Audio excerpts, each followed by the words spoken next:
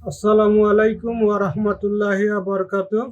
তো গত পর্বে আমি আপনাদেরকে দেখিয়েছিলাম কম্পিউটার রানিং থাকা অবস্থায় কম্পিউটারের ডেস্কটপে যে আইকনগুলো থাকে সেগুলো যদি চলে যায় তাহলে কিভাবে আনবেন। ডেস্কটপের সবগুলো আইকন যদি চলে যায়, বিষয়টা এমন না। হ্যাঁ, ডেস্কটপে যদি অনেকগুলো আইকন থাকে তাহলে সেগুলো যদি সবগুলোই চলে যায়, সেগুলো কিভাবে ফিরিয়ে আনবেন এই ক্লাসটাও আমি নেক্সট টাইমে আপনাদেরকে দেখাবো। আর আমি আগের ভিডিওতে যেটি দেখিয়েছিলাম, এইখানে যে ডিসপিসি বা মাই কম্পিউটার থাকে, রিসাইকেল বিন থাকে, কন্ট্রোল প্যানেল থাকে, এগুলো ছিল না। সেগুলোকে কিভাবে আনবেন, আজকের যে কম্পিউটারটা আপনারা আমার দেখতে পাচ্ছেন আমার সামনে, এই কম্পিউটারটা হচ্ছে আমি নতুন আয়না সেট দিলাম। তো নতুন আয়নায় আমি সেট দিলাম বলতে উইন্ডোজ দিছি। উইন্ডোজ দেওয়া শেষে আপনারা এইরকম দেখতে পাবেন যে আপনাদের ডেস্কটপে আর কিছুই শো করবে না বা আপনাদের ডেস্কটপে কিছুই থাকবে না। তো এই অবস্থায় আপনি তো এখন হার্ড ডিস্কে ঢোকার জন্য চেষ্টা করবেন, তাহলে তো আপনার ডিসপিসি আইকনটা লাগবে। তো এই ডিসপিসি আইকনটা বা এক্সট্রা অন্যান্য যে রিসাইকেল বিন, তারপরে কন্ট্রোল প্যানেল, তারপরে মাই ফাইল, এই জিনিসগুলো কোথায় পাবেন, এটার জন্য আমি আপনাদেরকে প্র্যাকটিক্যালি দেখাই। আপনারা মাউসের রাইট বাটনে ক্লিক করবেন। মাউসের রাইট বাটনে ক্লিক করলাম, আমি একটু জুম করে সামনে দেখাই। এই যে পার্সোনালাইজ যে অপশনটা, এটার উপরে ক্লিক করবেন।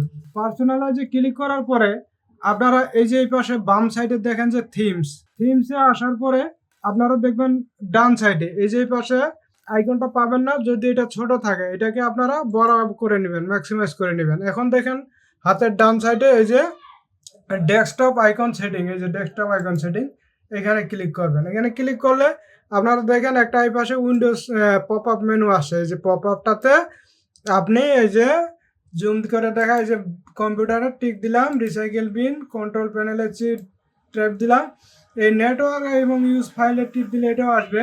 এই দুটো আমাদের বেশি দরকার হয় না, তাই আমি দিলাম না।